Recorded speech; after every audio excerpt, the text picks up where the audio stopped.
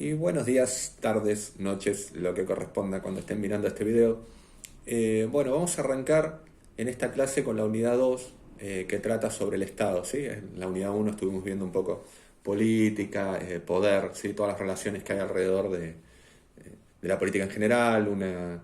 Le pegamos un vistazo un poco a una definición más amplia de política que fuera por afuera, digamos, de lo que es institucional. En este caso nos vamos a concentrar en el Estado, ¿sí? Al tratar el Estado, en vez de tratarlo así de una forma abstracta o neutra, nos vamos a concentrar primero en tratar de darle una explicación histórica a qué es el Estado, ¿sí? En su momento hablamos un poco del tema de desnaturalizar las cosas, ¿no? Así, el Estado es un ente que está presente, pero es un ente histórico, o sea, ¿no? El Estado no siempre fue como es, y la forma que adquiere, la forma en que se va desarrollando en la actualidad, puede ser sometida a crítica, puede ser sometida a un estudio histórico, ¿sí? No es una cosa que esté ahí dada y que nosotros tengamos que aceptarla acríticamente. De hecho, el aceptarla críticamente es lo menos científico que se puede hacer, ¿no?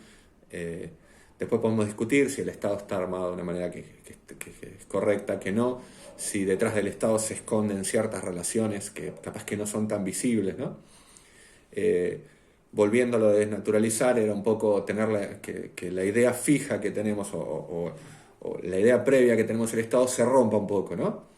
Esto es lo que el filósofo Hegel llamaba alienación, ¿no? Tenemos una idea como marcada en la cabeza de lo que es, todas las piezas se encajan correctamente, pero quizás por un factor exterior, en este caso sería yo molestándolos, esa pieza empiece a no encajar, ¿no? Este es un poco el objetivo, que les provoque una alienación de lo que ustedes ya creen que es el Estado, y esa alienación permite una reestructuración del Estado, ¿no? Visto desde un punto de vista científico, abordado como se aborda el resto de los conceptos e instituciones históricamente en ciencias sociales, ¿sí?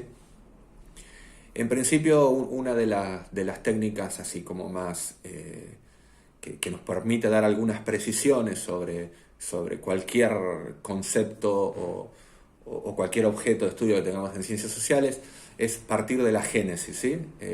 La génesis viene a ser el comienzo, ¿no? Tratamos de identificar el Estado, y una buena forma de desnaturalizar el Estado que nos produzca ese quiebre epistemológico, esa duda con respecto al Estado, es rastrear la génesis del Estado, ¿sí? Por lo general se rastrea la génesis del Estado moderno, ¿sí? O el Estado como lo conocemos ahora. Moderno, en este caso, está aplicado a algo antiguo. Es una cosa un poco muy rara. La historia estaba dividida como en diferentes periodos, ¿sí? Y uno de esos periodos era la Edad Moderna. El tema es que la Edad Moderna era moderna para los que hicieron los periodos. Para nosotros quedó un poco relegada, ¿sí? Pero coincide ese esquema en ese momento con el surgimiento del Estado como lo tenemos ahora.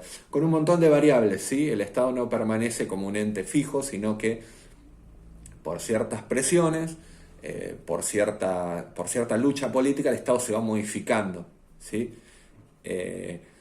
No es lo mismo el Estado del siglo XVIII, fin del siglo XVIII, principios del XIX, que el Estado actual. Siempre decíamos que cualquier relación política de fondo lleva alguna clase de lucha, de contradicción de intereses, ¿sí? Nosotros en este punto, al abordar el Estado, no podemos dejar de lado que hay diferentes clases sociales con intereses diferentes, y que esas diferentes clases sociales dan una pelea en varios campos, ¿no? En un momento nos detuvimos a ver un poco la pelea en el campo hegemónico, es decir, la validación de esa relación política, y ahora nos vamos a detener un poco en cómo estos estados se generaron y cómo fueron derivando en el estado actual. En principio vamos a hacer un viaje en el tiempo así medio como muy largo. Vamos a volver a Mesopotamia, nos vamos a situar, nos podríamos situar entre el 7000 y 5000 a.C., pero digamos que ahí los restos arqueológicos no nos dan una precisión tan grande como nos dan, ¿sí? Durante el 3500, 3000 más o menos, que es la formación de los primeros estados en Sumer. Y antes de analizarlos puntualmente, vamos a tratar de meternos un poco en la teoría de la formación del Estado. A ver, ustedes piensen que son un grupo que se asienta en una zona, ¿sí? Y producen alimento en base a una necesidad, alimento, vestimenta, ¿sí? Lo que vayan necesitando. Esa necesidad de producir les impone un ritmo de trabajo en particular. Supongamos, no sé, todos trabajamos, salimos a recoger bayas, a cosechar por ahí, no sé, cereales naturales, ¿sí? Que al principio los cereales aparecieron así, como grandes campos de cereales naturales. Y eso nos demanda una cantidad de horas X, ¿sí? Hasta acá todo bien, no hay necesidad de que haya alguna función diferenciada o un estado. Tenemos lo suficiente para comer, no nos sobra nada, o nos sobra muy poco. Y si bien hay algunas personas que se dedican a una profesión en especial, uno de estos grupos a veces ve chamanes, ve algún rasgo de, no sé, algún organizador, ¿sí? Pero no hay una distinción social adentro del grupo. O sea, lo que se junta, se reparte y se come, se viste, se fabrican herramientas. A medida que la técnica va avanzando, o que alguna nueva tecnología se incorpora, este tiempo de trabajo que nosotros teníamos, supongamos que eran 8 horas diarias, se ve reducido porque la nueva tecnología impone un ritmo de trabajo, digamos, inferior, ¿no? Supongamos que empezamos, en vez de cosechar los granos, a plantarlos, y no sé, capaz que con 4 horas diarias de trabajo es suficiente para poder satisfacer las necesidades que tenemos como grupo. A partir de esa satisfacción de las necesidades empiezan a surgir ciertos lujos que nos podemos dar como grupo, como por ejemplo, no sé, tener una parte o un grupo destinado a realizar, no sé, mejor ropa, ¿no? O poder tener un grupo destinado que se encargue de la cerámica. ¿Por qué? Porque teníamos 8 horas de trabajo, nos teníamos a todo ocupado, ahora tenemos 4. Entonces, podemos laburar, qué sé yo, 6 y destinar 3 personas a que se dediquen a hacer la ropa, por ejemplo, ¿no? Como les da ejemplo. Imagínense que elegimos los que más habilidad tienen para hacerlo y empieza a surgir un grupo social diferenciado, que capaz que no trabaja, ¿sí? Porque el resto puede llegar a cubrir el trabajo que antes hacían ellos. Y digamos, como beneficio recibimos una mejor vestimenta, ¿no? El tema es que a medida que las tecnologías se van complejizando, hay algunas de estas actividades nuevas que nos pueden llegar a exigir una coordinación más grande, ¿no? Esto se empieza a ver en Sumer cuando empiezan a trabajar con los sistemas de irrigación. Un sistema de irrigación es básicamente, digamos, tenés el río, o sea, las primeras civilizaciones se desarrollaron alrededor de los ríos, tenés el río y en vez de depender del movimiento del río, esa pequeña franja de tierra que podés cultivar al lado del río, que se puede ver perjudicada, por ejemplo, por una creciente del río, empezás a tratar de manejarlo de alguna forma a través de cavar zanjitas, sería básicamente. Pero empezás a convertir este cavar zanjitas en un sistema organizado, ¿no? Entonces, a medida que vas estudiando cómo el río crece o baja de nivel, vos podés llegar a tener una organización de los cultivos mucho más amplia y mucho más complicada. Y acá es donde recibís una contraprestación de esto, ¿no? Vos hacés este esfuerzo, pero por otra parte recibís una cosecha aún mayor. Esta cosecha aún mayor te provoca un excedente mayor que el que teníamos antes. Ya no tenemos solamente un grupo, sino que, por ejemplo, te podés dar el lujo de tener un grupo o un puñado de personas que pertenecen a este grupo coordinando las tareas de dirección, ¿sí? Por ejemplo, sean los encargados de decir, bueno, en este momento se trabaja de tal forma, necesitamos tantas personas, hacemos esto. Bien, ¿y cómo surge el Estado en este contexto? El Estado surge a partir de que ese grupo que se encarga de tareas dirigenciales empieza a separarse como clase social del resto del grupo. Es decir, en algún momento los tipos se avivan y dicen, bueno, nosotros, a medida que se fue complejizando la tarea de dirección, nos separamos del grupo como un grupo aparte, y no solo como un grupo aparte en las tareas, sino como un grupo aparte también en los beneficios, ¿sí? Al tener un excedente mayor, también puede haber una apropiación mayor de ese excedente. Obviamente la gente no es tonta y se empieza a preguntar también, o sea, lo que puede ser un liderazgo natural, pues son personas que están más capacitadas dentro del grupo para hacer estas tareas, sería normal que se empiecen a preguntar por qué estas personas van a realizar este trabajo y por qué se van a llevar un excedente mayor al que se lleva el resto de la gente. Bueno, acá es cuando entra en juego la legitimidad del régimen, ¿sí? Tenemos una clase separada que de alguna forma se queda con mayor excedente que el resto y trata de justificar esto de alguna manera, ¿sí? Y acá, cuando hablo de legitimidad, estoy hablando básicamente de lo que ya vimos bastante, que es hegemonía, ¿no? Es construir una ideología que dé sustento a esta separación social. Nosotros vemos en las primeras ciudades de Sumer un centro político que en principio va a ser un centro unificado, ¿no? En ese centro va a estar la autoridad con su grupo de funcionarios y también la autoridad de esta ideología, que es la autoridad religiosa, ¿sí? Se va a tratar de justificar a través de la religión una especie de mandato de este grupo para dirigir al resto de la sociedad. Si nosotros lo vemos alrededor del mundo, muchos de estos primeros estados surgen con las grandes obras de construcción e ingeniería, ¿no? Las pirámides, los zigurats en Sumer.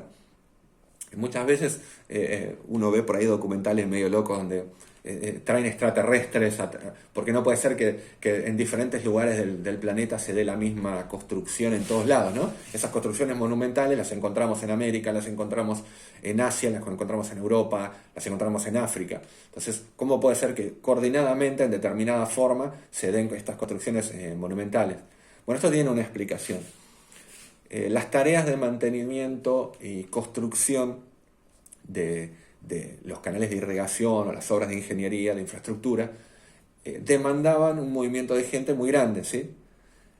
Cuando estas tareas se finalizan, uno tiene un grupo pequeño quizás para hacer el mantenimiento, pero ha quedado con un montón de gente que ya no tiene esta tarea, y bueno, una forma de mantener a esta gente en la misma función social y preservar el liderazgo es pasar de las construcciones de irrigación a unas construcciones monumentales. Fíjense en qué trucazo, qué negociazo, porque estas mismas construcciones van a ser a la vez las construcciones que le van a dar divinidad a ese grupo.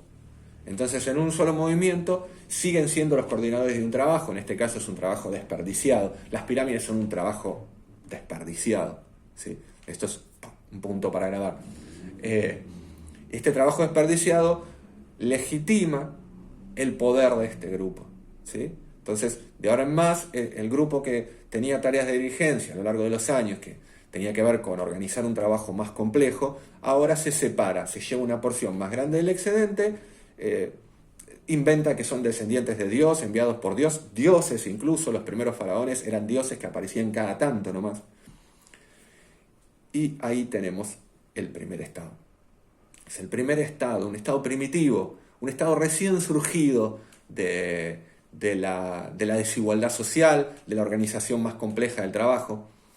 Entonces sabemos que hay tres ejes que constituyen estos primeros estados. El primero, tiene que haber excedente. Si no sobra, si solo tenemos para comer, vamos fritos, ahí no hay estado.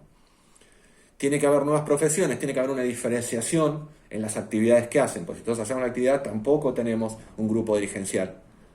Y por último, cuando estos grupos se dividen, necesitamos tener clases sociales que se legitimen a través de alguna especie de ideología, alguna clase de religión, ¿sí? Estos son los elementos, los tres ejes, los tres elementos que están presentes en estos estados antiguos. Excedentes, nuevas profesiones que dan lugar a clases sociales. Entonces, ¿cuáles serían las características de estos primeros estados? Existe una desigualdad social, ¿sí? No hay estado sin desigualdad social. Esto es así, era así en ese momento y lo es ahora. El Estado, además de perpetuar la desigualdad social, lo que llamaríamos la dominación, los aparatos represivos, etcétera, etcétera, de acuerdo al autor con que los tomemos, tiene que también cumplir ciertas funciones administrativas, ¿sí? Esto es interesante porque más adelante en alguna unidad, cuando nos toca estudiar anarquismo, por ejemplo, el anarquismo desconoce las funciones administrativas del Estado, ¿sí? Cree que el Estado es solamente dominación. Bueno, pero no, tenemos funciones, tenemos desigualdad social, tenemos funciones administrativas, tenemos funciones de dominación. Acá sí hay la primera presencia de alguna clase de ejército, alguna clase de fuerza del palacio, ¿sí? En Sumer al principio no son ejércitos permanentes, sino son ejércitos que se forman ante la necesidad de guerra. Pero sí hay alguna clase de fuerza armada, aunque fuera primitiva, que sirve para sostener el control de esta desigualdad, de este Estado que se forma a partir de la desigualdad. Y obviamente hay un factor de hegemonía que es un factor de legitimidad.